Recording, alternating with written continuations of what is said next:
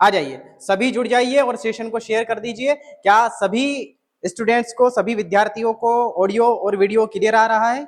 Okay sir, बिल्कुल। चलिए, मस्त, ठीक है भाई साहब, ठीक है ना। चलिए करें स्टार्ट।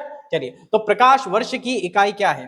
प्रकाश वर्ष की इकाई के साथ में हम स्टार्ट करते हैं यहाँ पर कि प्रकाश वर्ष की आपकी इकाई क्या है भाई साहब, है ना। देखिए, प्रकाश वर्ष किसकी इकाई है, तो आपको बताना है यहाँ पर कि प्रकाश वर्ष किसकी इकाई है। Option A, option B, option C, option D आपको बिल्कुल दिखाई दे रहे होंगे, है ना। तो देखिए यहाँ पर अगर बात करते हैं हम दूरी की, है ना, दूरी की, तो दूरी मापने की मोटे मोटे तौर पर तो आपकी 3 इकाई है। कितनी इकाई है? 3 इकाई है। एक आपकी होगी पारसेक, एक होगी आपकी प्रकाश वर्ष और एक होगी आपकी खगोलीय इकाई, एस्ट्रोनॉमिकल यूनिट। क्या बोल देंगे उसको? एस्ट्रोनॉमिकल यूनिट बोल देंगे, है ना। अगर बात करते हैं अपन की दूरी मापने की सबसे बड़ी इकाई कौन सी है, तो दूरी मापने की सबसे बड़ी इकाई कौन सी होगी? पारसेक होगी। क्या होगी आपकी? पारसेक होगी। लेकिन यहां पर आपसे पूछा गया कि प्रकाश वर्ष किसकी इकाई है, तो यहां पर आपको बताना है दूरी की इकाई है। किसकी इकाई है? ये दूरी की इकाई है। और दूरी की मोटे मोटे तौर पर कितनी इकाइयां होती है आपकी? 3 इकाइयां होती है। दूरी की मोटे मोटे तौर पर कितनी इकाइयां होती है? 3 इकाइयां होती है आपकी दूरी की, है ना। एक तो आपकी कौन सी होगी भाई साहब? एक होगी आपकी पारसेक। एक कौन सी हो जाएगी आपकी? पारसेक होगी। दूसरी आपकी कौन सी होगी? दूसरी आपकी होगी प्रकाश वर्ष। प्रकाश वर्ष होगी आपकी। एक वर्ष में प्रकाश द्वारा निर्वात में तय की गई दूरी को हम प्रकाश वर्ष कहते हैं। और लास्ट आपकी कौन सी होगी? खगोलीय दूरी होगी। खगोलीय दूरी, खगोलीय दूरी होगी। ये तीनों जो है दूरी मापने की इकाई होती है। लेकिन अगर सबसे बड़ी की अगर हम बात करेंगे यहाँ पर, तो सबसे बड़ी जो इकाई होती है वह आपकी पारसेक होती है। अगर बात करेंगे हम कि एक पारसेक बराबर कितना होता है, एक पारसेक बराबर कितना होता है, तो एक पारसेक बराबर होता है आपका 3.26 प्रकाश वर्ष। कितना होता है? 3.26 प्रकाश वर्ष होता है आपका। एक पारसेक बराबर 3.26 प्रकाश वर्ष होता है। और एक प्रकाश वर्ष बराबर कितना होता है? एक प्रकाश वर्ष बराबर कितना होता है? एक प्रकाश वर्ष बराबर होता है आपके पास में 9.467 इंटू 10⁻15 मीटर। कितना होता है? 15 मीटर होता है आपका। एक प्रकाश वर्ष बराबर इतना होता है आपका। तो आप सभी को ये याद रखना है। और बढ़ते हैं हम आगे, आगे बढ़ जाएं। ओके, चलिए आगे बढ़ जाते हैं। ये लीजिए, आपका अगला क्वेश्चन आ चुका है। वायु में प्रकाश की गति कितनी होती है?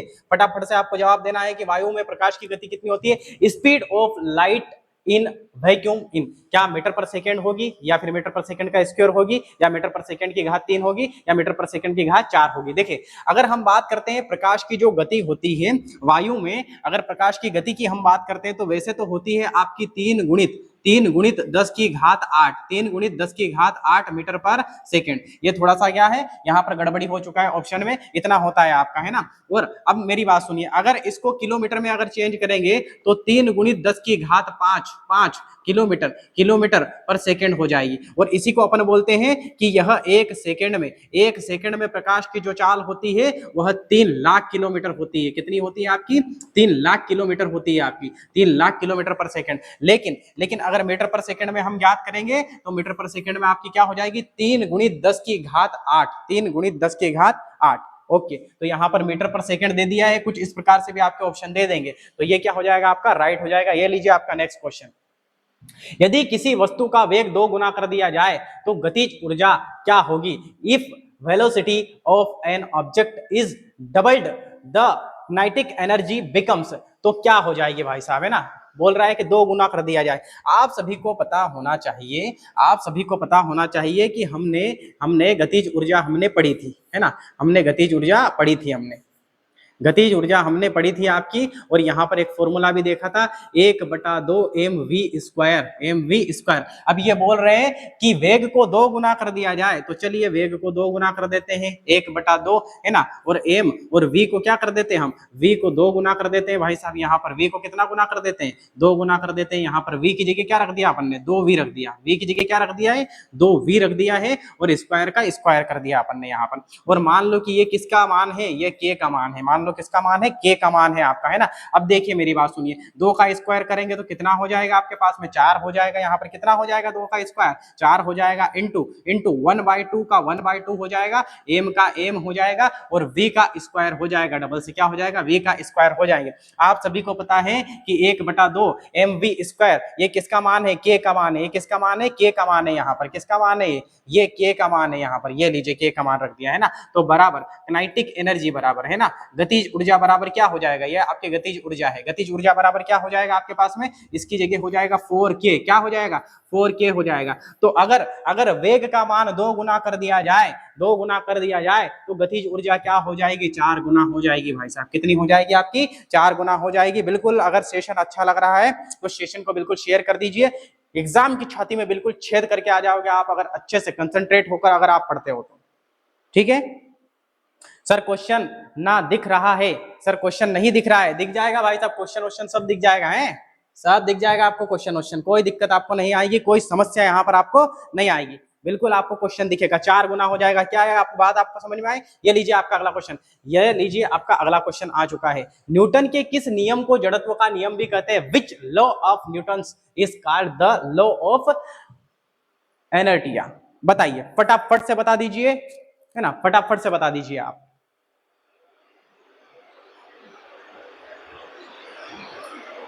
बोलिए किसको कहा जाता है, फटाफट से कमेंट के माध्यम से अपना जवाब साझा जरूर कीजिए। सर दोबारा से बता दो, सर दोबारा से बता दो। ये लीजिए दोबारा से बता देते हैं भाई साहब, ये लीजिए एक बार और बता देते हैं। आपकी सहूलियत के लिए कुछ भी करेंगे, आपकी सहूलियत के लिए कुछ भी करेंगे। आप सभी को पता है कि गतिज ऊर्जा का जो मान होता है वह होता है 1/2 mv स्क्वायर, 1/2 mv स्क्वायर होता है, ठीक है ना। अब गतिज ऊर्जा हम निकालेंगे, अब हम क्या निकाल लेंगे, गतिज ऊर्जा हम निकालेंगे भाई साहब। यहाँ पर ये गतिज ऊर्जा हम निकालेंगे, 1/2 का 1/2 है, मास का मास है, वेग की जगह हमने क्या कर दिया, वेग को 2 गुना कर देंगे तो v की जगह हम क्या रख देंगे भाई साहब, v की जगह रख देंगे 2v, क्या रख देंगे 2v, स्क्वायर का स्क्वायर कर देंगे हम। अब यहाँ पर देखिए ध्यान से, अब यहाँ पर ध्यान से देखना है आपको, ये 2 का स्क्वायर कितना होगा, 2 का स्क्वायर होगा 4, तो 4 सामने लिख दिया, 1/2 का 1/2 m का m बचा v का स्क्वायर, तो v का स्क्वायर यहाँ पर लिख दिया। अब आप सभी को यहाँ पर पता होना चाहिए कि 1/2 mv स्क्वायर ये किसका मान है, ये k का मान है, तो 4 की जगह क्या मैं k रख सकता हूँ, ठीक है ना। और ये किसका एनर्जी निकाली हमने, काइनेटिक एनर्जी यानी कि गतिज ऊर्जा हमने क्या कर दी यहाँ पर निकाल दिया, तो 4 गुना हो जाएगा। बताइए इसमें किसी को कोई दिक्कत है। सर स्लाइड को छोटा कर दो प्लीज, क्वेश्चन नहीं दिख रहा है। बिल्कुल छोटा कर देंगे थोड़ा सा, है ना, बिल्कुल स्लाइड को क्या कर देंगे हम, छोटा कर देंगे। ये लीजिए अगला स्लाइड को क्या कर देंगे, छोटा कर देंगे।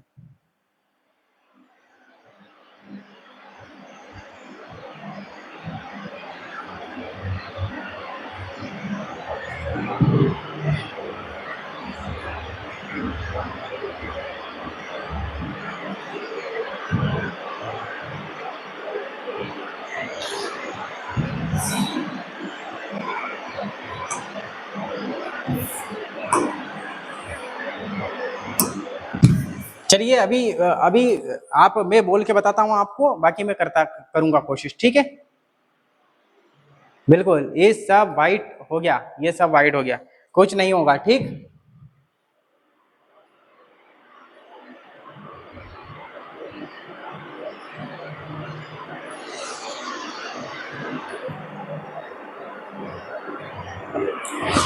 कोई दिक्कत आ रही है क्या, किसी को कोई दिक्कत नहीं आएगी, किसी को कोई दिक्कत नहीं आएगी भाई साहब।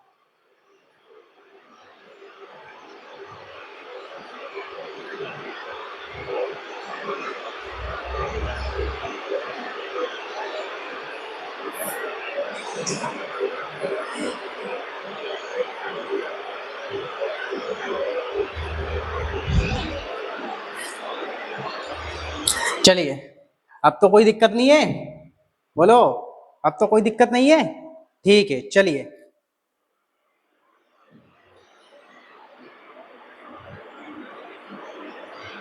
आगे बढ़ जाते हैं।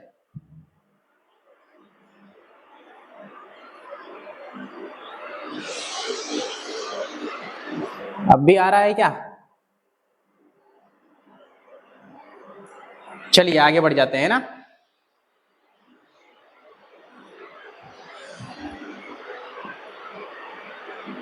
हो गया, ओके। चलिए चलिए, न्यूटन के किस नियम को जड़त्व का नियम कहते हैं? न्यूटन के किस नियम को जड़त्व का नियम कहते हैं? तो न्यूटन के प्रथम नियम को हम क्या कहते हैं? जड़त्व का नियम कहते हैं। फर्स्ट लॉ को हम क्या कहते हैं? जड़त्व का नियम कहते हैं, है ना। आपका जो तीसरा नियम होगा वह क्रिया प्रतिक्रिया का नियम होगा। कौन सा होगा? क्रिया प्रतिक्रिया का नियम होगा। जय महाराष्ट्र भाई साहब, है ना। जय हिंद सभी को, जय हिंद। ये लीजिए अगला क्वेश्चन आपका, पानी का घनत्व किस तापमान पर अधिकतम होता है? At what temperature is the density of water maximum? 0 degree Celsius पर अधिकतम होगा, है ना। घनत्व की बोल रहे हैं, 100 डिग्री सेल्सियस पर अधिकतम होगा, 4 डिग्री सेल्सियस पर अधिकतम होगा, या फिर -4 डिग्री सेल्सियस पर आपका तापमान क्या होगा? अधिकतम होगा। बताइए फटाफट से बता दीजिए।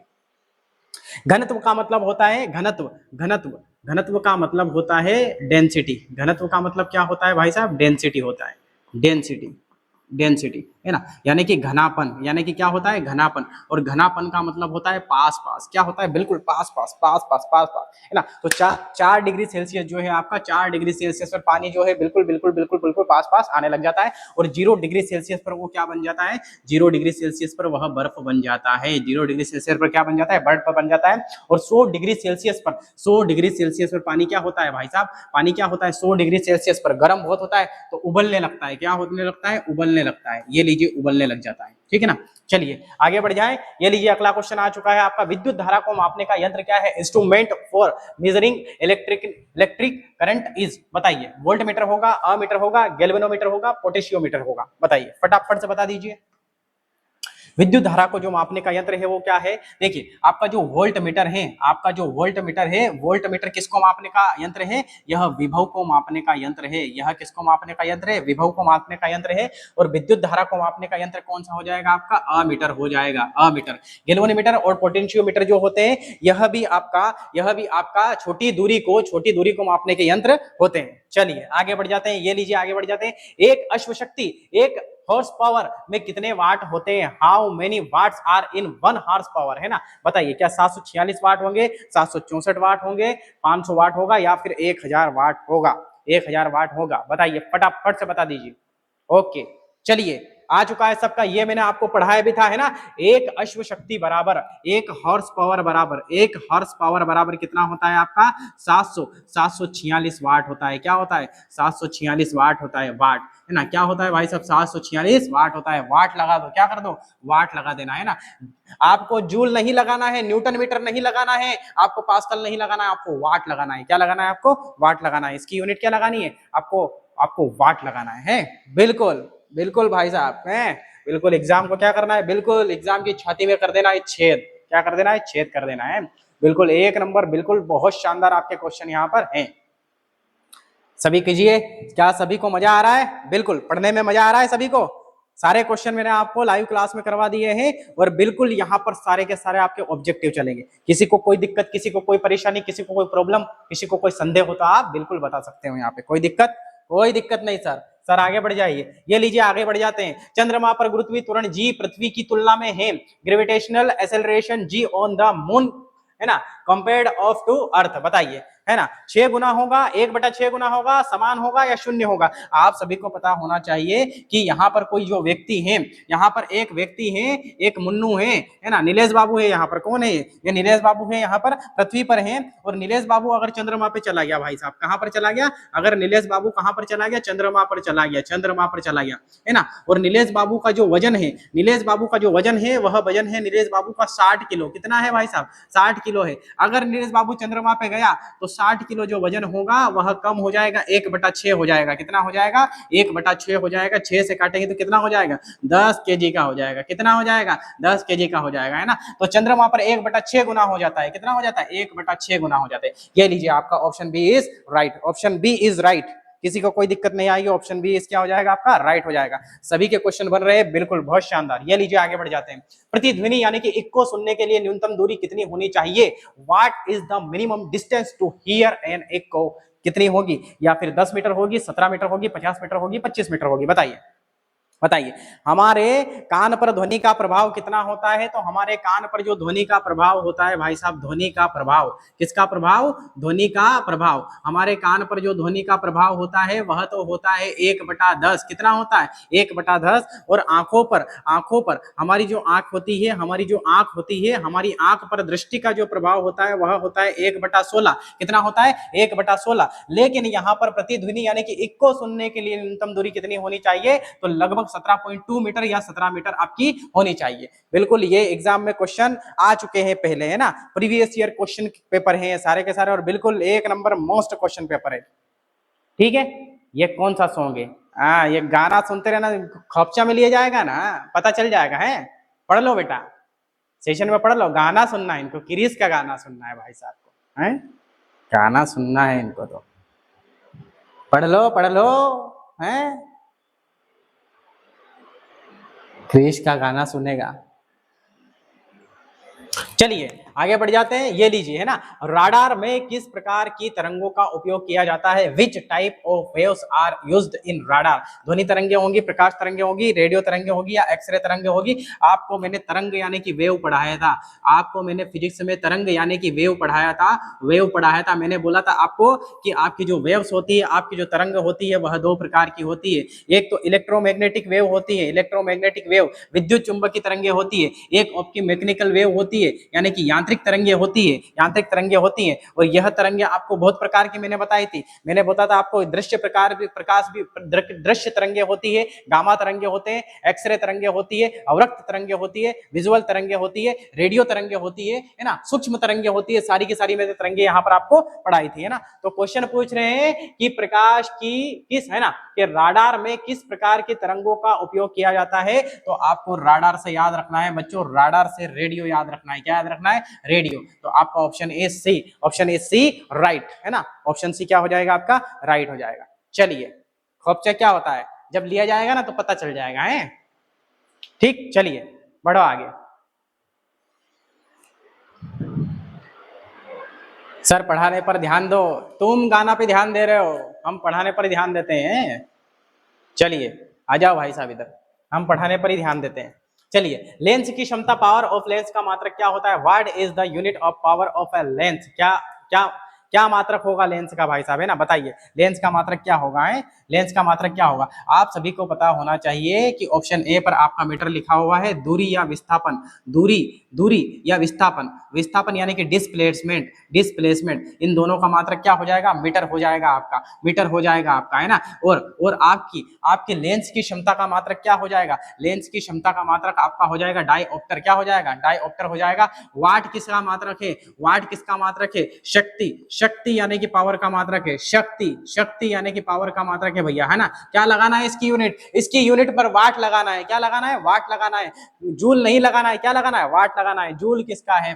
फिर सर जूल किसका है? तो जूल आपका होगा कार्य और ऊर्जा, वर्क एंड एनर्जी, कार्य और ऊर्जा का मात्रक क्या हो जाएगा आपका? जूल हो जाएगा। ये लीजिए, है ना, ये लीजिए। आ जाते हैं आगे बढ़ जाते हैं ना। ये लीजिए आगे बढ़ जाते हैं। दाब का एसआई मात्रक क्या है? What is the SI unit of pressure, है ना। प्रेशर क्या है दाब का मात्रक? बताइए फटाफट से बता दीजिए। देखो न्यूटन जो है वह किसका मात्रक है? वह बल का मात्रक है। किसका मात्रक है? बल का मात्रक है। बल बराबर, और बल का फॉर्मूला क्या होता है? सभी बता दीजिए, सभी साथी बता दीजिए, बल का फॉर्मूला क्या है? बल बराबर क्या होता है? माँ होता है। बल बराबर क्या होता है? माँ, यानी कि एम ए होता है। एम क्या होता है? एम ए होता है। एफ बराबर एम ए, एफ बराबर क्या होता है? एम ए होता है। अब माँ क्या है? द्रव्यमान है। द्रव्यमान को किस में मापेंगे? केजी में मापेंगे। त्वरण को किस में मापेंगे? मीटर पर सेकंड का स्क्वायर में हम मापेंगे। अब इसको ऊपर लेके जाएंगे तो केजी मीटर पर सेकंड का स्क्वायर हो जाएगा, है ना। तो ये बल का मात्रक क्या है? न्यूटन है। और दाब का मात्रक क्या है? पास्कल। दाब का मात्रक क्या है? पास्कल है। जूल किसका मात्रक है? कार्य और ऊर्जा का मात्रक है। वर्क और एनर्जी का मात्रक है। और वाट किसका मात्रक है? वाट लगा दो शक्ति की, वाट लगा दो किसकी? शक्ति की वाट लगा दो, है ना। तो वाट किसका मात्रक हो जाएगा? शक्ति का मात्रक हो जाएगा। इसमें किसी को कोई दिक्कत है तो बताई दीजिए, हैं। चलिए बढ़े आगे।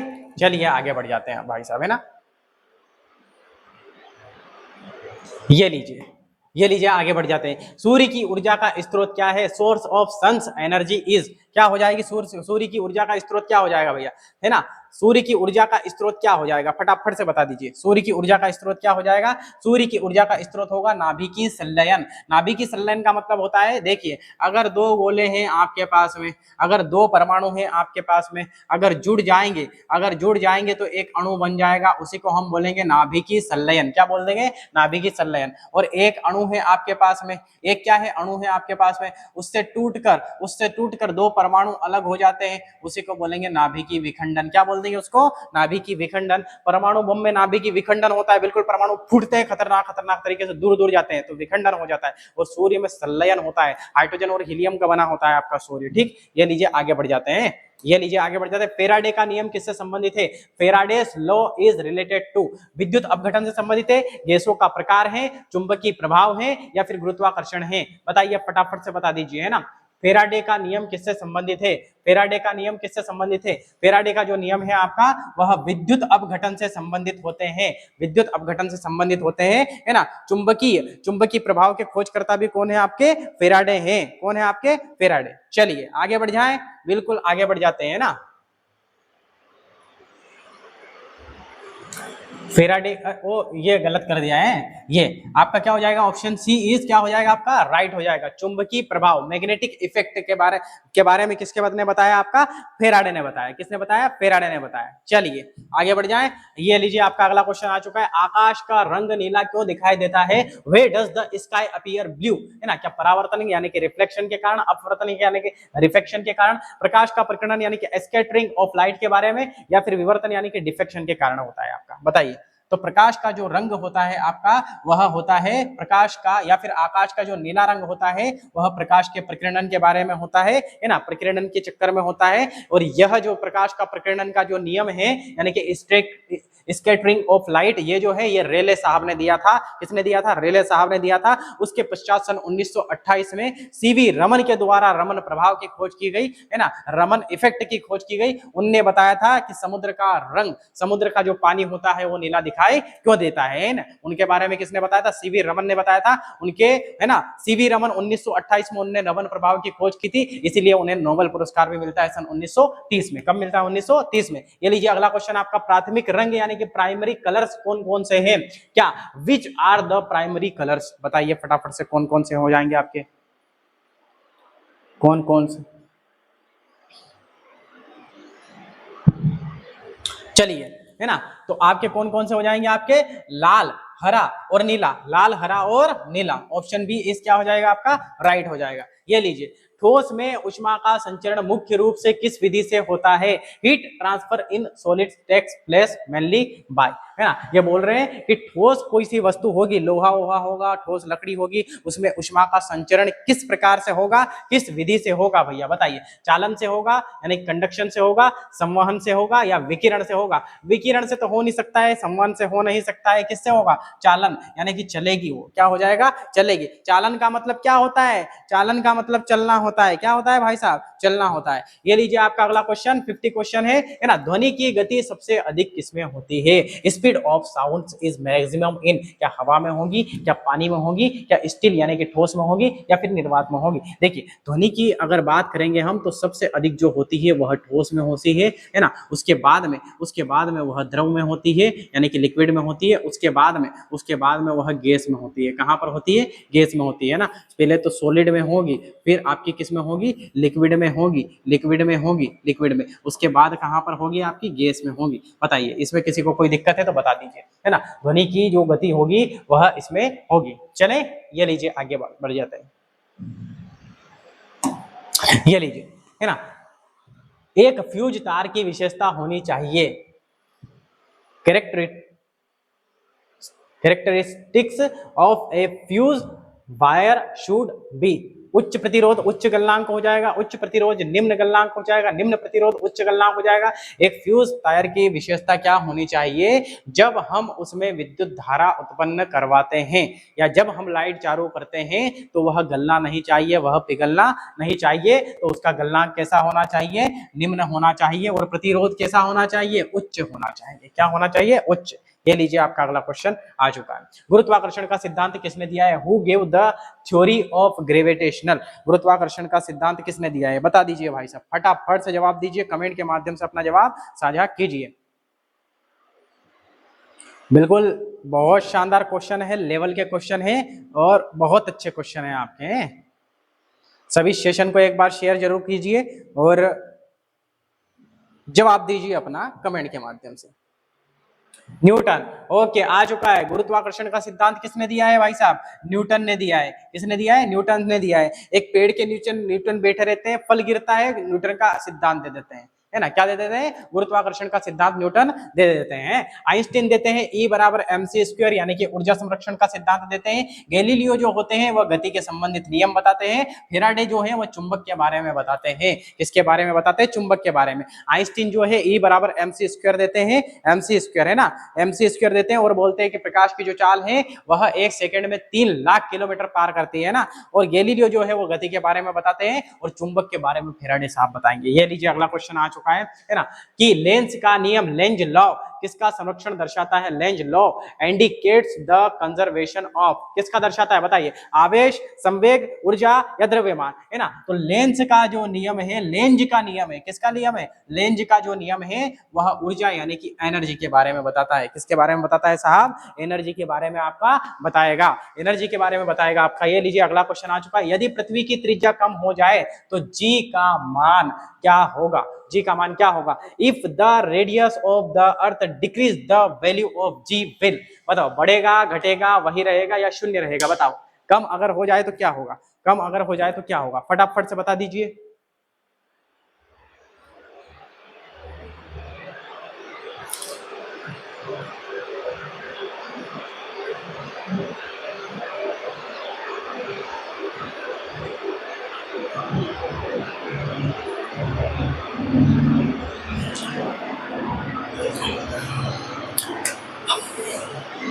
बताइए, है ना। यदि पृथ्वी की त्रिज्या कम हो जाए तो जी का मान क्या होगा?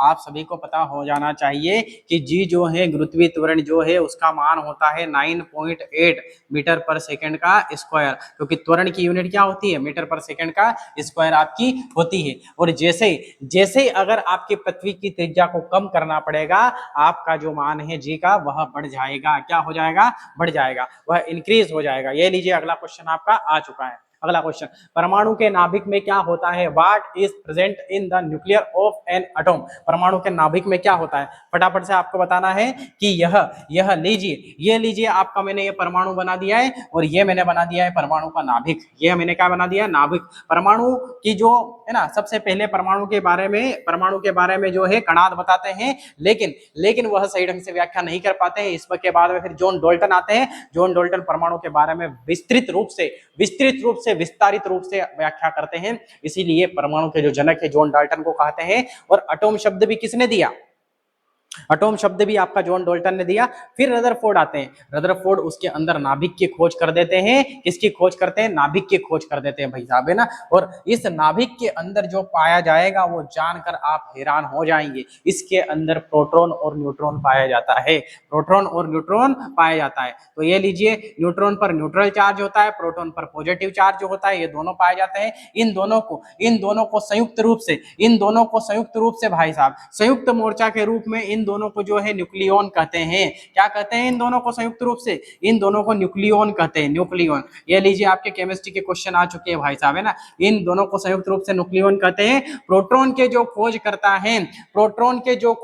है आपके, है ना, प्रोटॉन के जो खोज करता है, वो बात करने में इजी है ऐसा। ठीक, ऑफिस में बैठ जाओ, अभी क्लास खत्म। तो देखिए, प्रोटॉन के जो खोज करता है आपके भाई साहब, है ना, तो प्रोटॉन के जो खोज करता है वह गोल्डस्टीन है। लेकिन नामकरण कौन करते हैं? नामकरण कौन करते हैं आपके? रदरफोर्ड करते हैं। कौन करते हैं? रदरफोर्ड करते हैं, है ना। जबकि खोज करता कौन है? गोल्डस्टीन है। और न्यूट्रॉन के खोज करता आपके चैडविक हैं। कौन है आपके? चैडविक है। यह बात आपको यहां पर समझनी चाहिए। तो प्रोटॉन और न्यूट्रॉन हो जाएगा आपका। क्या हो जाएगा? प्रोटॉन और न्यूट्रॉन हो जाएगा। क्या सभी को यह समझ में आया? Okay, B for Bihar, okay भैया, बी फॉर बिहार ही समझ लो, ये लीजिए। आगे बढ़ जाते हैं ना। सबसे हल्का तत्व कौन सा है, सबसे हल्का तत्व कौन सा है बताना है आप सभी को, आप सभी को बिल्कुल बताना है, सबसे फटाफट बताना है कि सबसे हल्का तत्व कौन सा है। पीरियोडिक टेबल में जो है तत्वों को रखा जाता है, पीरियोडिक टेबल के बारे में जो सबसे पहले जानकारी दी है आपकी वह मेंडलीफ ने दी है, लेकिन आधुनिक आवर्त सारणी के बारे में जो बताया वह मोजले साहब ने बताया। मोजले साहब ने कहा है कि हमारी आवर्त सारणी में टोटल 118 तत्व हैं और इसमें 7 तो आपके आवर्त हैं और 18 क्या है इसमें वर्ग हैं। तो इसमें इसमें सबसे हल्का तत्व कौन सा है, इसमें सबसे हल्का तत्व जो है आपका वह कौन सा आपको बताना है, सबसे हल्का तत्व आपका कौन सा बताना है। यहाँ पर जो आपका जो हीलियम है, हीलियम एक निष्क्रिय गैस है, एक क्या है, एक निष्क्रिय गैस है आपकी, कौन सी गैस है, हीलियम निष्क्रिय गैस है और इसका परमाणु क्रमांक 1 है, एक तो हाइड्रोजन है, 2 आपका हीलियम है, 2 हीलियम है, 1 हाइड्रोजन है, 2 हीलियम है और 3 लिथियम है। ये लीजिए भाई साहब, है ना, ये लीजिए, क्वेश्चन पेपर सेट करने वाले ने बिल्कुल एक साथ ही रख दिया, हाइड्रोजन हीलियम लिथियम रख दिया आपका, है ना। और एक होती है आपकी ऑक्सीजन, ऑक्सीजन का परमाणु क्रमांक कितना है आपका, 8 है, कितना है 8। सबसे हल्का तत्व कौन सा है बता दीजिए फटाफट सब। तो सर हीलियम है, सर हीलियम है, हीलियम नहीं है बाबू सबसे हल्का तत्व, सबसे हल्का तत्व हाइड्रोजन है, सबसे हल्का तत्व कौन सा है, हाइड्रोजन है। वह तो वायुयान के टायरों में हीलियम इसलिए भरा जाता है ताकि ताकि वो रिएक्शन ना करे, है ना। और सबसे हल्की धातु कौन सी है, सबसे हल्की धातु, सबसे हल्की धातु कौन सी है, सबसे हल्की धातु, सबसे हल्की धातु आपकी हो जाएगी लिथियम। और आग लगाने वाली गैस कौन सी हो जाएगी, आग लगाने वाली गैस हो जाएगी आपकी ऑक्सीजन। और आग पर नियंत्रण पाने वाली गैस कौन सी हो जाएगी आपकी, नाइट्रोजन हो जाएगी। चट्टानों में सर्वाधिक कौन निकलती है आपकी, ऑक्सीजन निकलती है। ऐसा कौन सा तत्व है जो जो बिना ऑक्सीजन के भी जल जाता है, वह जर्कोनियम है। बाकी सबको जलाने के लिए ऑक्सीजन की आवश्यकता होती है, लेकिन जर्कोनियम एक ऐसा तत्व है, एक ऐसा तत्व है जिसको बिना ऑक्सीजन के भी आप जला सकते हो। चलिए आगे बढ़ जाएं। ये लीजिए आपका अगला क्वेश्चन, नींबू में कौन सा अम्ल पाया जाता है, विच acid is found in lemon. बताइए फटाफट से बता दीजिए कौन सा अम्ल पाया जाता है आपका।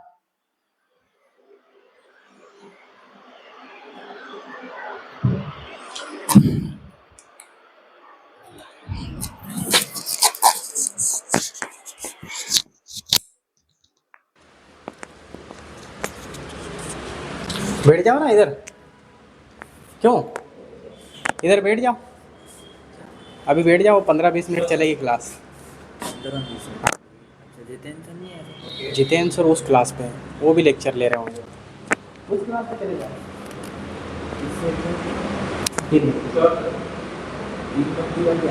हाँ, और अगर बैठ जाओ मैं लेक्चर करूँगा, बैठ जाओ।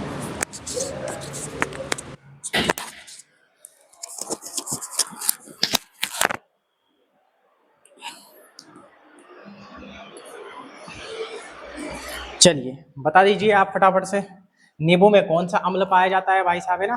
तो देखो चींटी के डंक में पाया जाता है फार्मिक एसिड, जो आपकी चींटी है, चींटी है ना। और एक तो होगी आपकी मक्खी, एक क्या होगी, मक्खी होगी, और एक क्या हो जाएगी आपकी, मधुमक्खी हो जाएगी। एक आपकी क्या हो जाएगी, मधुमक्खी हो जाएगी, मधुमक्खी, मधुमक्खी हो जाएगी, है ना। और एक हो जाएगा आपका बिच्छू, क्या हो जाएगा, बिच्छू हो जाएगा, बिच्छू, है ना। तो आपने घर पर मक्खी देखी होगी, उस मक्खी जो बैठती है ऊपर तो इतना ज्यादा दर्द नहीं होता होगा, लेकिन जो शहद जो रहती है आपकी, वहां पर बड़ी मधुमक्खी होगी, वो काटती है तो दर्द होता है भैया, है ना। उसके बाद में फिर चींटी काटती है तो नॉर्मल दर्द होता है। तो चींटी में कम फार्मिक एसिड होता है, फार्मिक एसिड का फॉर्मूला होता है HCOOH, HCOOH, है ना। सबसे कम जो होता है वह मक्खी में होता है, उसके बाद में वो चींटी में होता है, फिर मधुमक्खी में होता है ना। ये 1 नंबर, ये 2 नंबर, ये 3 नंबर, और सबसे खतरनाक होता है बिच्छू में। किसमें हो जाएगा, बिच्छू में हो जाएगा भाई साहब, है ना। ये formic acid HCOOH। Citric acid की अगर हम बात करते हैं, देखो दूध में कौन सा पाया जाता है, दूध में लैक्टिक पाया जाता है, दूध में कौन सा पाया जाता है, लैक्टिक पाया जाता है। और नींबू में पाया जाता है साइट्रिक, नींबू और नारंगी में क्या पाया जाता है, साइट्रिक पाया जाता है। और इमली में पाया जाता है आपका टार्ट्रिक। इमली में कौन सा पाया जाता है, इमली और अंगूर, इमली और अंगूर में कौन सा पाया जाएगा आपका, टार्ट्रिक पाया जाएगा। बताइए इसमें किसी को कोई दिक्कत है, इसमें किसी को कोई दिक्कत नहीं, तो आगे बढ़ जाते हैं। ये लीजिए आपका, आगे बढ़ जाते हैं। अगला क्वेश्चन आ चुका है, जंग का रासायनिक सूत्र क्या है भाई साहब, chemical formula of rust is. बताइए जंग का रासायनिक सूत्र क्या है, जंग का रासायनिक सूत्र क्या है? जंग क्या होता है ना, आप किसी भी लोहे को जो है खुली जगह में छोड़ दीजिए, ऑक्सीजन की उपस्थिति में जंग लग जाएगा, जंग लग जाएगा। इसीलिए यहाँ पर बोल रखा है कि O3 होता है ना, क्या होता है? O3। Fe जंग का फॉर्मूला है, आयरन का फॉर्मूला है, O3 ऑक्सीजन में रख दिया है ना, और थोड़ी सी अगर नमी होगी यानी कि जल अगर होगा तो क्या हो जाएगा? सड़ जाएगा। क्या हो जाएगा? सड़ जाएगा। तो ये हो जाएगा आपका ऑप्शन ए इज राइट हो जाएगा आपका। ये CuSO4 कॉपर सल्फेट होता है, FeSO4 आयरन सल्फेट होता है, ZnSO4 जिंक सल्फेट होता है। यह जंग का रासायनिक सूत्र नहीं है, नो, ये जंग का रासायनिक सूत्र नहीं है। ये लीजिए आगे बढ़ जाते हैं। साधारण नमक का रासायनिक सूत्र क्या होता है? नाम बताइए फटाफट से। Chemical name of common salt is, है ना, बताइए साधारण नमक का रासायनिक सूत्र क्या होता है? जो आप खाने में डालते हो कि नहीं डालते हो, है ना, एक तो वो भी होता है, बेकिंग सोडा होता है, खाने का सोडा होता है, एक साधारण नमक होता है आपका, है ना। तो साधारण नमक का जो फॉर्मूला होता है वह होता है आपका NaCl, एक होता है NaOH, है ना, ये सोडियम हाइड्रोक्साइड होता है, यह कास्टिक सोडा होता है। कैसा सोडा होगा? ये कास्टिक सोडा हो जाएगा, कास्टिक सोडा। एक होता है आपका Na2CO3, ये धावन सोडा होता है। एक होता है आपका NaHCO3, यह बेकिंग सोडा होता है। यहाँ पर आपका कौन सा बताना है आपको? यहाँ पर आपका साधारण नमक का सूत्र कौन सा होगा? Sodium chloride, sodium chloride. ये लीजिए आगे बढ़ जाते हैं। एक कैल्शियम क्लोराइड भी होता है, CaCl, है ना, कैल्शियम क्लोराइड CaCl3, है ना। चलिए अगला क्वेश्चन, पीएच स्केल का मान 0 से किसके बीच में होता है? बताइए। Value of pH scale lies between 0 to, बताइए। देखो पीएच स्केल के जो खोज करता है वह एक जर्मन के व्यक्ति है जिनका नाम है सोरेनसन। सन 1909 में वह पीएच स्केल की खोज करते हैं। पीएच स्केल का फुल फॉर्म होता है पोटेंशियल ऑफ हाइड्रोजन, और इसकी जो वैल्यू दे रखी होती है वह 0 से लेकर तो 14 तक दे रखी होती है। 7 इसमें उदासीन यानी कि न्यूट्रल होता है, 7 उदासीन यानी कि न्यूट्रल होता है। 0 से 7 एसिड होता है और 7 से 14 आपका बेस होता है ना। तो स्केल का मान कहां तक दर्शाया गया होता है? 14 तक दर्शाया गया होता है। ये लीजिए आपका अगला क्वेश्चन, आगे बढ़ जाते हैं हम, है ना, बिल्कुल बिना देरी बिना रुकावट के हम क्या कर जाते हैं? आगे बढ़ जाते हैं, आगे बढ़ जाते हैं फटाफट से। शेयर को, है ना, बिल्कुल सेशन को कर दीजिए आप शेयर। और ये जो आपके क्वेश्चन है बिल्कुल 100% एग्जाम में आने वाले हैं भाई साहब, है ना, बिल्कुल लेवल के क्वेश्चन है, प्रीवियस ईयर क्वेश्चन है, और सारे के सारे क्वेश्चन है बिल्कुल दमदार क्वेश्चन है, धुरंधर क्वेश्चन है। कैसे क्वेश्चन है? धुरंधर क्वेश्चन। चलिए विलियम सोरेनसन, ओके, आ जाते हैं। एलपीजी में मुख्य रूप से कौन सी गैस पाई जाती है? Which gas is mainly present in बताइए, फटाफट से बता दीजिए, फटाफट से बता दीजिए। इन एलपीजी, है ना, क्या मीथेन होगी, ब्यूटेन और प्रोपेन होगी, इथेन होगी, हाइड्रोजन होगी? आप सभी को कल भी मैंने पढ़ाया था, कार्बन अगर 1 होगा तो उसे मेथेन कहेंगे, कार्बन अगर 2 होगा तो उसे एथेन कहेंगे, कार्बन अगर 3 होगा तो उसे प्रोपेन कहेंगे, कार्बन अगर 4 होगा तो उसे ब्रोटेन कहेंगे, है ना। ये मैंने मेथेन कहा था, 1 होगा तो मेथेन कह देंगे, 2 अगर होगा तो एथेन कह देंगे, 2 अगर होगा तो क्या कह देंगे? इसको एथेन कह देंगे। 3 अगर होगा तो प्रोपेन कह देंगे, 3 अगर होगा तो क्या कह देंगे? प्रोपेन कह देंगे। और 4 अगर होगा तो ब्यूटेन कह देंगे। क्या होंगे? कह देंगे ब्यूटेन कह देंगे। और आप सभी को पता होना चाहिए कि प्रोपेन और ब्यूटेन से मिलकर ही आपकी कौन सी गैस बनती है? एलपीजी। एलपीजी का फुल फॉर्म होता है liquid petroleum gas, liquid petroleum gas होती है आपकी, है ना। तो देखिए ब्यूटेन और प्रोपेन, ये आंसर आपका क्या हो जाएगा? सही हो जाएगा। ये लीजिए आपका अगला क्वेश्चन, ये लीजिए आपका अगला क्वेश्चन आ चुका है भाई साहब। अगला क्वेश्चन लगाइए फटाफट से। ब्यूटेन एंड प्रोपेन, बिल्कुल, चलिए आराम से, बिल्कुल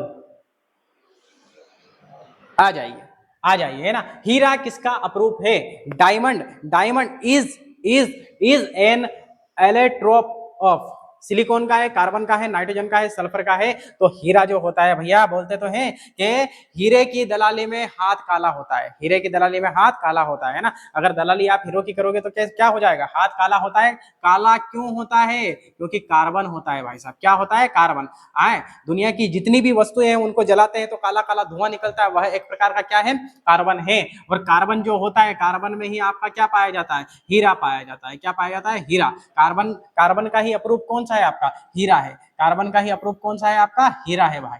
तो ऑप्शन बी क्या हो जाएगा आपका? राइट हो जाएगा। नाइट्रोजन, नाइट्रोजन एक गैस है आपकी, नाइट्रोजन एक गैस है आपकी, है ना, जो चिप्स के पैकेट में भरी जाती है। नाइट्रोजन एक प्रकार की गैस है आपकी, ठीक है, नाइट्रोजन क्या है आपकी? गैस है। सल्फर एक ऐसी गैस है, सल्फर एक ऐसी गैस है जो लहसुन में पाई जाती है आपकी। किस में पाई जाती है आपकी? लहसुन में पाई जाने वाली आपकी गैस है सल्फर। हमें पिला दो, हाँ, है ना, लहसुन में पाई जाने, हाँ ठीक। चलिए अगला क्वेश्चन करते हैं, शुष्क बर्फ यानी कि ड्राई आइस क्या है? What is dry ice? ठोस पानी है, ठोस कार्बन डाइऑक्साइड है, ठोस नाइट्रोजन है, ठोस ऑक्सीजन है, बताइए फटाफट क्या है ना? आपका शुष्क बर्फ क्या है? आपका ड्राई आइस क्या है? तो यह ठोस कार्बन डाइऑक्साइड है। क्या है? ठोस कार्बन डाइऑक्साइड है आपका, ठोस कार्बन डाइऑक्साइड। ओके चलिए आगे बढ़ जाए। बिल्कुल सर, बिल्कुल सर, आगे बढ़ जाते हैं। कार्बन, कार्बन के 3, ठीक साहब, सर ये पेपर में आया था, बिल्कुल साहब, है ना जी, इतना सरल पेपर आएगा। देखिए भाई साहब, है ये आपको करवा दिए सब, इसलिए क्या लग रहा है आपको? सरल लग रहा है। बेकिंग सोडे का, खाने वाले सोडे का रासायनिक सूत्र क्या है? Formula of baking soda is, formula of baking soda is, बताइए फटाफट से बता दीजिए, है ना, फटाफट से बता दीजिए। देखिए ये तो आपका कास्टिक सोडा है, ये आपका कैसा सोडा है? कास्टिक सोडा है आपका, है ना। ये आपका साधारण फॉर्मूला है, साधारण सोडा है आपका, ये कपड़े धोने का है और ये खाने का है। ये किसका है? खाने का है। NaHCO3, इसको सोडियम हाइड्रोजन कार्बोनेट भी कहते हैं, इसको सोडियम बाइकार्बोनेट भी कहते हैं, इसीलिए इसको बेकिंग सोडा भी कहते हैं। Sodium bicarbonate, sodium hydrogen carbonate, और इसी को क्या कहते हैं? बेकिंग सोडा भी हम कहते हैं। ये लीजिए आपका अगला क्वेश्चन आ चुका है, आपका पीतल, है ना। ब्रॉन्ज किन धातुओं का मिश्रण है? Bronze is an alloy of which metals, बताइए फटाफट से बता दीजिए। तो यहाँ पर हमने देखना है कि यहाँ पर आपका कापर होता है, आपका 29 परमाणु क्रमांक होता है, और जिंक का परमाणु क्रमांक आपके पास में 30 होता है। दोनों को अगर मिला दिया जाए तो आपका पीतल बन जाएगा। क्या बन जाएगा? पीतल बन जाएगा आपका। क्या बन जाएगा साहब? आपका पीतल बन जाएगा, पीतल, है ना, पीतल। तो कापर और क्या हो जाएगा आपका? जिंक यानी कि जस्ता हो जाएगा। कापर और क्या हो जाएगा आपका? जस्ता हो जाएगा, है ना। और तांबा और टीन से मिलकर, तांबा और टीन से मिलकर मतलब कापर और एसएन यानी कि टीन 50, कापर 29, दोनों को अगर मिला दिया जाए तो कांसा बन जाएगा। क्या बन जाएगा आपका? कांसा बन जाएगा आपका। ये लीजिए, ये लीजिए आपका क्वेश्चन है। चलिए अगला क्वेश्चन लगाइए, अगला क्वेश्चन आप लगा लीजिए भाई साहब।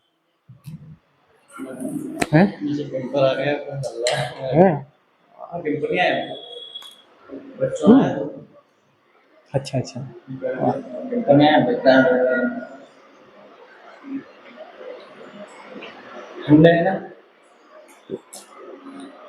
गला सूख गया।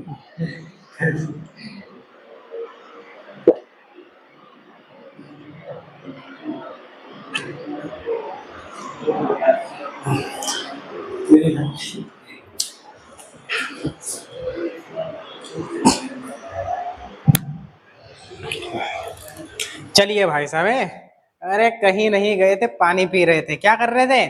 पानी पी रहे थे। सर ऐप पर क्लास नहीं होगी, ऐप पर नहीं होगी। अभिषेक, अनिकित, बिल्कुल। चलिए ऑप्शन ए, है ना, कौन सी धातु कमरे के तापमान पर तरल यानी कि लिक्विड अवस्था में रहती है?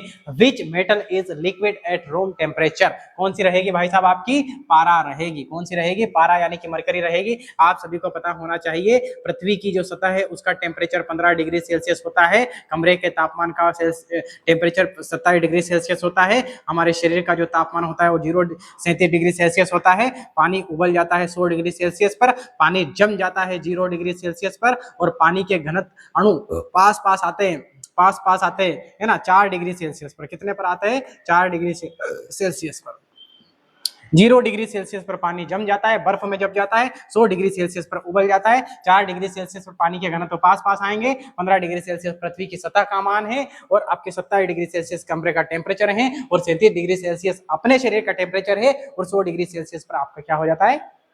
पानी उबल जाता है भाई साहब, है ना। तो देखिए पारा जो है एक सामान्य, है ना, कमरे के तापमान यानी कि 27 डिग्री सेल्सियस पर क्या हो जाता है भाई साहब? पिघल जाता है, पिघल जाता है। अपवाद है पारा, क्या है? अपवाद है आपका, क्या है? अपवाद, है ना। ब्रोमीन क्या होती है भाई साहब? ब्रोमीन, है ना, ब्रोमीन एक प्रकार का क्या है? तत्व है। सोडियम को मिट्टी के तेल में रखा जाता है, और आपकी, है ना, चलिए सोडियम को कहां पर रखा जाता है? मिट्टी के तेल में रखा जाता है। मिट्टी का तेल का मतलब होता है केरोसिन। क्या होता है? Kerosene.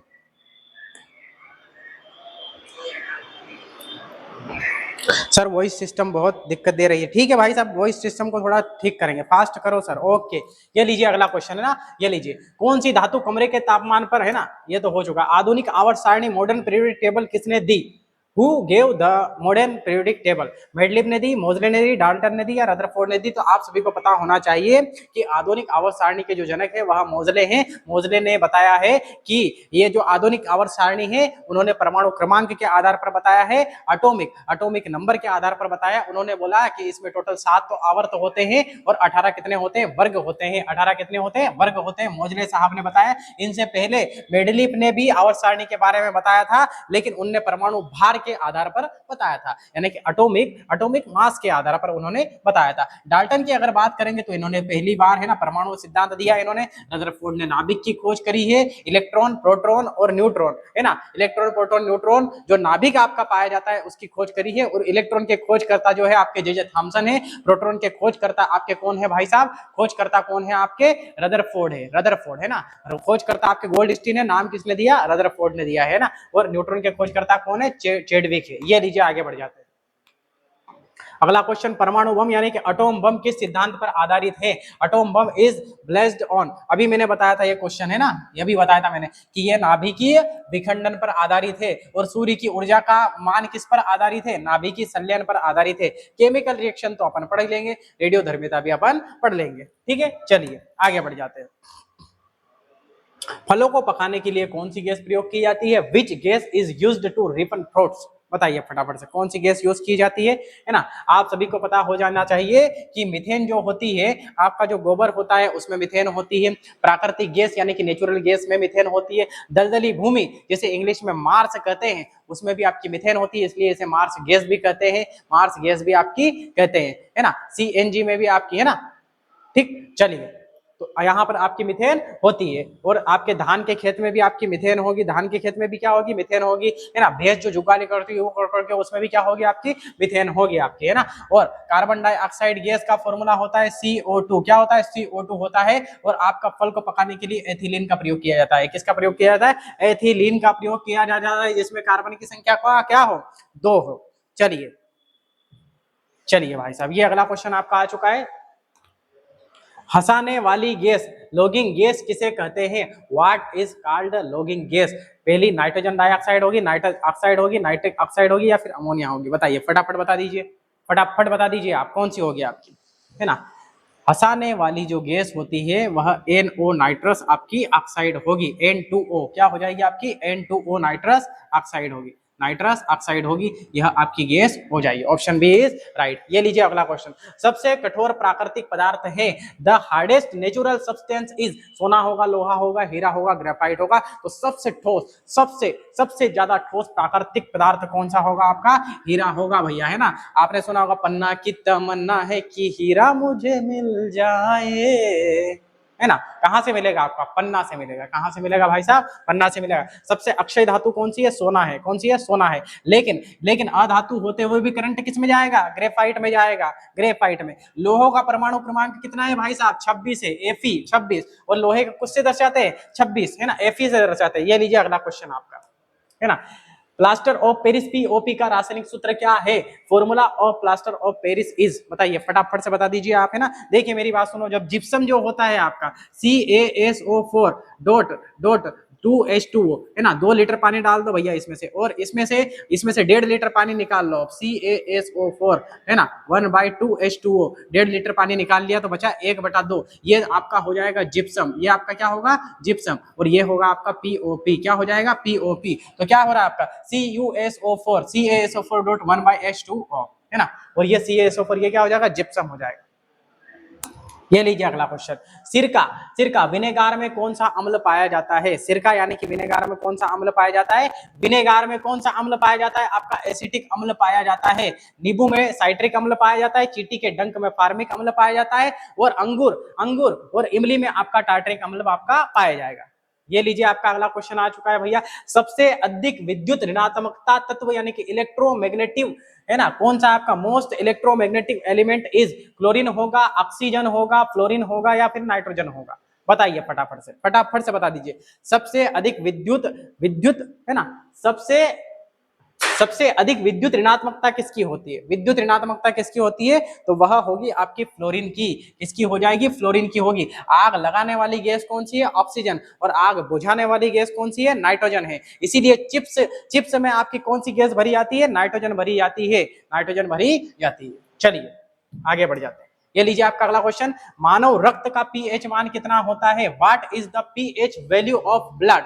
PH value of blood, pH value of blood 7.4 कितना होता है आपका? 7.4 होगा, जो कि क्षारीय होगा, अम्लीय नहीं होगा। ये लीजिए आगे बढ़ जाते हैं, है ना। चूने के पानी को दूधिया करने वाली gas, which gas turns limit water, है ना, लाइम वाटर मिल्की, है ना। चूने के पानी को दूधिया करने वाली गैस कौन सी होगी? चूने के पानी को दूधिया करने वाली गैस कौन सी होगी? कार्बन डाइऑक्साइड होगी। ऑक्सीजन तो आपको पता है आग लगाने वाली गैस होती है, चट्टानों में सर्वाधिक पाए जाने वाली गैस होती है, और हमारे लिए भी आवश्यक कौन सी होती है? आपकी ऑक्सीजन होगी। ओजोन जो होती है O3, ओजोन का फॉर्मूला है, यह आपकी ओजोन परत जो होती है उसका फॉर्मूला है आपका, है ना। नाइट्रोजन तो आपको पता ही है, नाइट्रोजन, है ना। नाइट्रोजन जो होती है वह चिप्स में भरी जाती है। किस में भरी जाती है? चिप्स में। चलिए आगे बढ़ जाते हैं। गोबर गैस में मुख्यतः रूप से कौन सी गैस होती है? Which gas is mainly present in गोबर गैस? आप सभी को अभी मैंने बताया था किस में पाई जाती है? मीथेन में पाया जाता है। किस में पाया जाता है? मीथेन में आपकी गोबर गैस होगी। मीथेन गैस का फॉर्मूला होता है CH4। CH4 कहां कहां पर मीथेन पाई जाती है? गोबर गैस में पाई जाती है, प्राकृतिक गैस में पाई जाती है, जानवरों की जुगाली में पाई जाती है, धान के खेत में पाई जाती है, और दलदली भूमि जिसे इंग्लिश में मार्स कहते हैं वहां पर पाई जाती है, इसीलिए इसे मार्स भी कहते हैं। चलिए आगे बढ़ जाते हैं, आगे बढ़ जाते हैं भाई साहब। ये लीजिए, घेंगा रोग और, है ना, आयोडीन युक्त नमक का संबंध किस ग्रंथि से होगा? Goitre and iodised salt are related to which gland? किससे हो जाएगा बताइए, है ना। फटाफट से बता दीजिए कौन सा हो जाएगा आपका? आयोडीन की कमी से कौन सा रोग हो जाएगा आपका? आयोडीन की कमी से आपका घेंगा रोग हो जाएगा, गोइटर रोग हो जाएगा। ग्रंथि कौन सी होगी? गले में पाई जाने वाली थायराइड होगी। गले में पाई जाने वाली थायराइड होगी आपकी, थायराइड होगी आपकी, है ना। मास्टर ग्रंथि किसे कहा जाता है? पीयूष ग्रंथि को कहा जाता है। अग्नाशय ग्रंथि में पाचक एंजाइम निकलते हैं। अधिवृक्क ग्रंथि यानी कि एड्रिनल हार्मोन इसमें से निकलेंगे। चलिए ये लीजिए आपका अगला क्वेश्चन आ चुका है। बेरी बेरी रोग के लक्षण किस विटामिन की कमी से प्रकट होते हैं? है ना, फटाफट से बता दीजिए। Vitamin B, vitamin C, vitamin D, vitamin A. अगर बात करेंगे हम बेरी बेरी किससे होगा? विटामिन बी से होगा। स्कर्वी किससे होगा? विटामिन सी से होगा। और आपका रिकेट्स किससे होगा? विटामिन डी से होगा। जनन क्षमता प्रभावित किसको करेगी? विटामिन ए को प्रभावित करेगी आपको। इसमें किसी को कोई संदेह, कोई समस्या, कोई परेशानी, कोई प्रॉब्लम हो तो आप बताइए। कोई दिक्कत नहीं? कोई दिक्कत नहीं तो आगे बढ़ जाते हैं। कोई दिक्कत नहीं तो आगे बढ़ जाते हैं। हेजा यानी कि चोलेरा रोग किससे दूषित होने से फैलता है? फटाफट से बता दीजिए। वायु से, एयर, या फिर मिट्टी से, जल और भोजन से, या केवल स्पर्श से, है ना। जल और भोजन दूषित अगर होगा तो आपका हैजा रोग होगा। आपका हैजा जो रोग है वह आपका फेफड़े से संबंधित रोग है, लंग से संबंधित रोग आपका ये है। ये लीजिए आपका अगला क्वेश्चन, विटामिन ई की कमी से होने वाला प्रमुख प्रभाव क्या होगा? विटामिन ई जो है उसका रासायनिक नाम टोकोफेराल है, और यह जनन क्षमता में क्या कर देता है? कमी कर देता है भाई साहब। क्या कर देता है? कमी, है ना। विटामिन ए की कमी से रतौंधी रोग हो जाएगा, विटामिन सी की कमी से स्कर्वी, विटामिन डी की कमी से रिकेट्स होगा, है ना। और देखिए ऑप्शन भी कितने शानदार दिए, ए से रतौंधी, सी से स्कर्वी और डी से रिकेट्स। ये लीजिए, है ना, बिल्कुल ऑप्शन भी आपके जबरदस्त रहेंगे। ये आज का अंतिम क्वेश्चन, आज का आखिरी क्वेश्चन है। टाइफाइड का पता लगाने के लिए कौन सा परीक्षण किया जाता है? तो टाइफाइड का पता लगाने के लिए इसमें विडोल परीक्षण किया जाता है, जबकि हृदय की जांच के लिए, हृदय संबंधी जांच के लिए ईसीजी करवाई जाती है। क्या करवाई जाती है? ईसीजी करवाई जाती है। तो सभी साथी बताइए कि आज का आपको सेशन कैसा लगा? आज का सेशन आपको कैसा लगा? बिल्कुल बहुत शानदार इसमें क्वेश्चन थे, बिल्कुल एनर्जेटिक इसमें क्वेश्चन थे, और लेवल के इसमें क्वेश्चन थे। तो ये सारे के सारे 50 क्वेश्चन आपके खत्म हो चुके हैं। तो आज का सेशन हम खत्म करना चाहते हैं एक शायरी के साथ, है ना। जावेद अख्तर साहब की एक बड़ी प्रसिद्ध लाइन है, बड़ी शानदार लाइन है। चलिए, है ना, जावेद अख्तर साहब की एक बड़ी शानदार लाइन है कि जिस ओर सब चलते हैं उस ओर चलना मुझे अच्छा नहीं लगता। ये पामाल रास्तों का सफर मुझे अच्छा नहीं लगता, और गलत बातों को खामोशी से सुनना और हाँ हाँ बोलने के फायदे बहुत है, परंतु मुझे अच्छा नहीं लगता और मैं दुश्मन से भी खुददारी की उम्मीद रखता हूं, फिर सर चाहे दुश्मन का क्यों ना हो परंतु कदमों में अच्छा नहीं लगता। तो बिल्कुल आप भी खुददार इंसान बनिए, आप भी ईमानदार इंसान बनिए, इंसानियत को वैल्यू दीजिए और बिल्कुल पढ़ते रहिए, अपनी अपनी प्रिपरेशन को 2 गुनी रफ्तार से आगे बढ़ाइए। तो इसी के साथ में, इसी शायरी के साथ में आज का जो सेशन है वह हम खत्म करते हैं। बिल्कुल ऑल द बेस्ट सभी को, पढ़ाई करते रहिए और सभी जो है अपनी तैयारी को एक नई दिशा दे, है ना, खुद में इंप्रूवमेंट करने की कोशिश करो और आगे बढ़ते रहो। बिल्कुल ठीक है, कल फिर मिलेंगे इसी समय पर एक नए टॉपिक के साथ में, एक नए एमसीक्यूज के साथ में, कुछ इसी प्रकार के शब्दों के साथ, कुछ इसी प्रकार के विचारों के साथ। तो इस सेशन को हम करते हैं अब यहाँ पर खत्म, द एंड करते हैं इस सेशन का। चलिए।